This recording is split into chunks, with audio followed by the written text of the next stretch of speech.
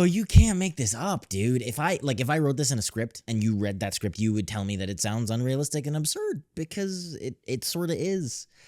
And yet, here we are, talking about Amandla Stenberg, Star Wars Acolyte, and the narcissism of the self-proclaimed artist.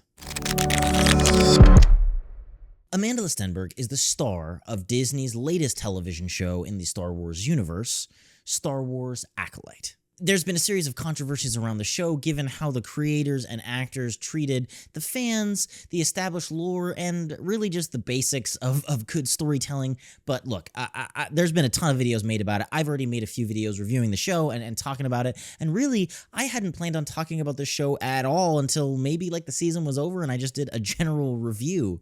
That was until 2 days ago, when Amandla Stenberg released a diss track in response to the criticism of the show. Yeah, that's right, a diss track.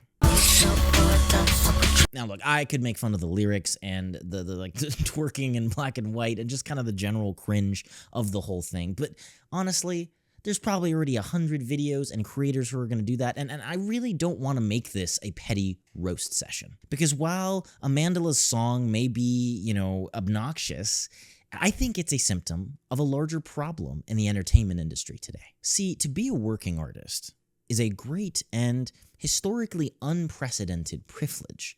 And in the case of actors like Amandla, not only is she a working artist, she's a very, very, very well-paid artist. I mean, if you look back at the history of the arts, one would be happy just to be paid for their work or to be able to have the time to do it as a hobby.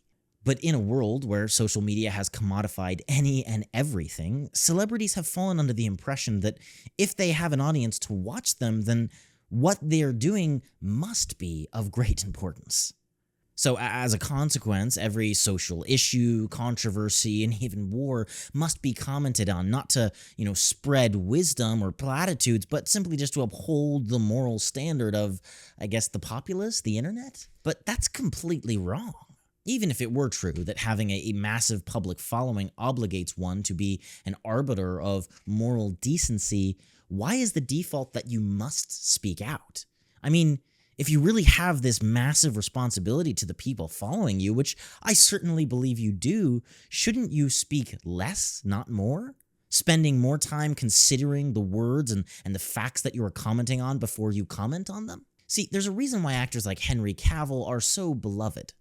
Sure, he's good looking, he's a good actor, he understands the fans, but I think most importantly, he understands his given role. A writer is not an actor is not a director is not a politician, and a politician is not a ruler of the world.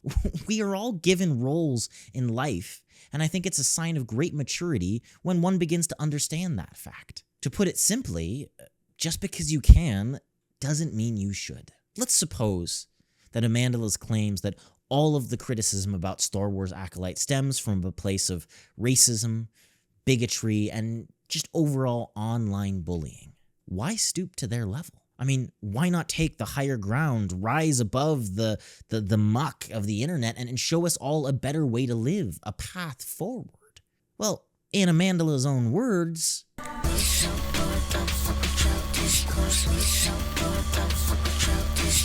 so why should we listen to yours? No matter what anybody says, the primary purpose of this is not about activism or speaking truth to power. It's a vaguely musical rant cosplaying as profound art.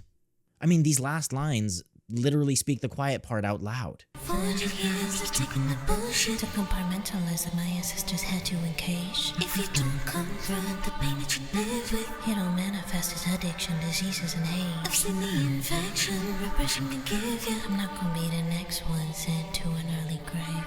Now, ignoring the comparisons to slavery, I want to talk about repression, because Freud defines that as the exclusion of distressing memories, thoughts, or feelings from the conscious mind. So maybe Amandla means suppression? Because that would be a conscious exclusion of these thoughts and feelings from one's mind. Either way, the psychological solution to this is a personal recognition and acknowledgement of these feelings, not a public display of them, I mean, this song is just kind of a rant, really, a demonstration of her lack of self-control. Now, in this instance, I don't think there's any place for bullying, and I certainly don't think we should harass Amandla or any other Hollywood celebrities, regardless of how oblivious they might appear to be. Hopefully, in time, they'll learn.